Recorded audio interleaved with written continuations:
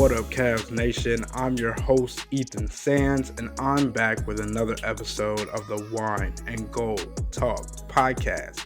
It's a solo dolo episode today, and man, I still am trying to process what happened in tonight's 121 to 119 win over the Dallas Mavericks. I mean, short and sweet. Max Strus happened.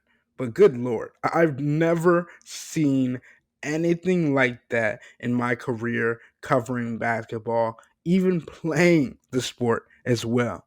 According to ESPN stats and information, Max is the fourth player in the past 25 seasons to make 5 threes in the final 4 minutes of the game. And it was the way he went about it that makes it all the more noteworthy. He hit 4 threes in 67 seconds, and the last of which was a quick heat check that forced a timeout and brought the Cavs within 1 point of the Mavericks, who had been up by 10 points at one point in the fourth quarter. I've heard Rocket Mortgage Fieldhouse get loud, but it was insane tonight, and it was well warranted. All eyes were on Kyrie Irving as he returned to Cleveland for the first time since 2022, and the best ball handler the league has ever seen put that title on full display on Tuesday, keeping the basketball on a string and using his handles to manipulate his way into the paint and the mid-range while utilizing a jab step that created open shots on the perimeter and kept the Cavs defense off balance. He finished with 30 points and wasn't the leading scorer. His running mate, Luka Doncic, went off for 45 points, meaning the tandem of Kyrie and Luka dropped 75 of the team's 119 points. And there's no fault to being placed on the defense for the Cavs. The Mavericks simply made few mistakes with the ball in their hands, and no matter who was guarding them, Luka and Kyrie were making tough buckets. I'll go further in depth later in this episode about why the Cavs were lucky to win this game, but to do so, I have to mention the keys to the victory. Starting with Max Strus. My, oh my. I mean, 15 points in the fourth quarter, 5 of 5 from the field in the period, and all of his buckets were from long range on the entire night. And I loved seeing the emotion on Max's face when the bucket went in and how his teammates celebrated him and showered him with love, appreciation, and many, many water bottles. Max finished with 21 points, going 7 of 10 from three-point range, but he was making an impact without scoring before the fourth quarter. He had just 6 points entering the final period, and he had 4 rebounds, 4 assists, and 2 blocks when it was all said and done, including a monster rejection on Luka that turned into an assisted triple by Donovan Mitchell. The 59-foot shot that ended it, being the second longest game-winning buzzer beater since the three-point era, was a nutty stat to me, and added to the spectacle that was the last-second heave by Max, who had a jaw-dropping performance overall. It was awesome for me to see Max show so much emotion when on the court with his teammates, because when he got back to the locker room, he was the same old Max, even-keeled, short-spoken, and looking forward to the next game. Max channeled Ricky Bobby by saying the famous quote, "If you ain't first, you're last." And that's simply the mentality Max has always shown, wanting to be the best and knowing that the regular season is for building confidence to be displayed in performances in the playoffs.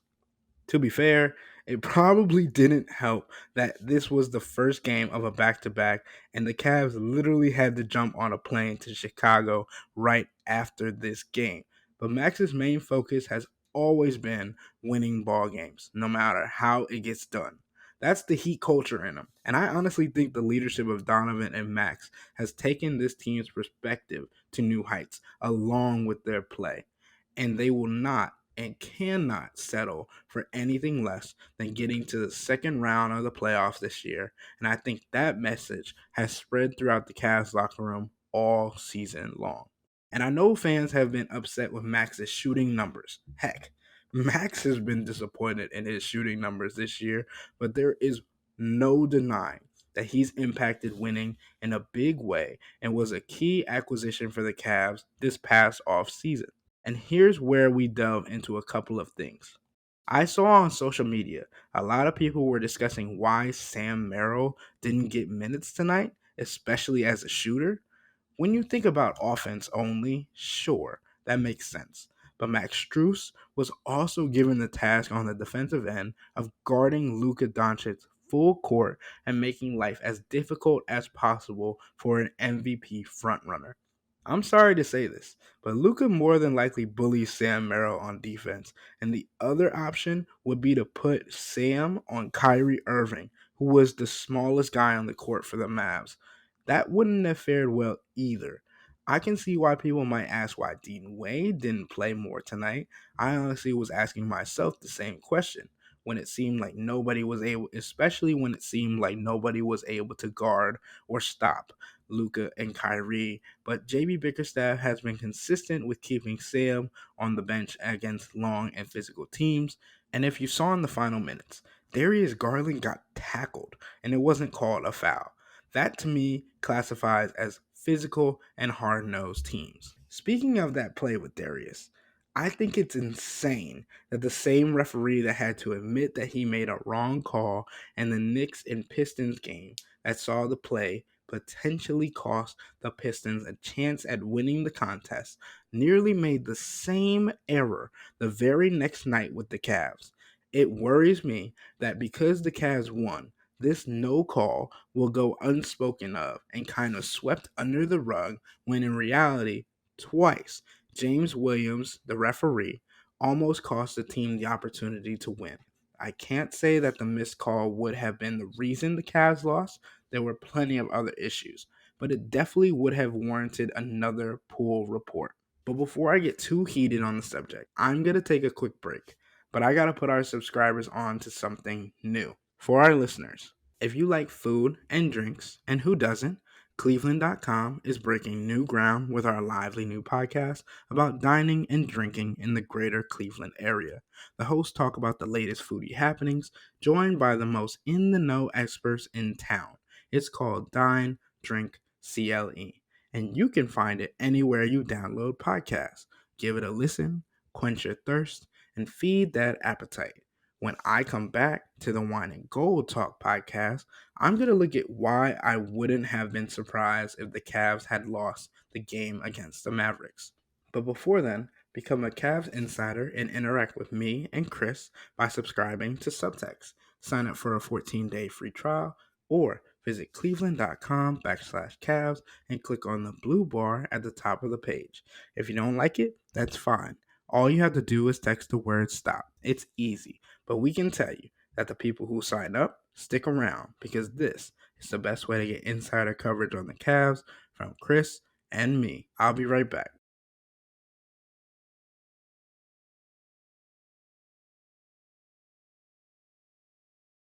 All right, I'm back. Sure, a win is a win. Don't get me wrong. I understand this. I know that's how the Cavs are operating right now in the regular season, but the Cavs can't be satisfied with the way the team played throughout the game Tuesday against the Mavericks.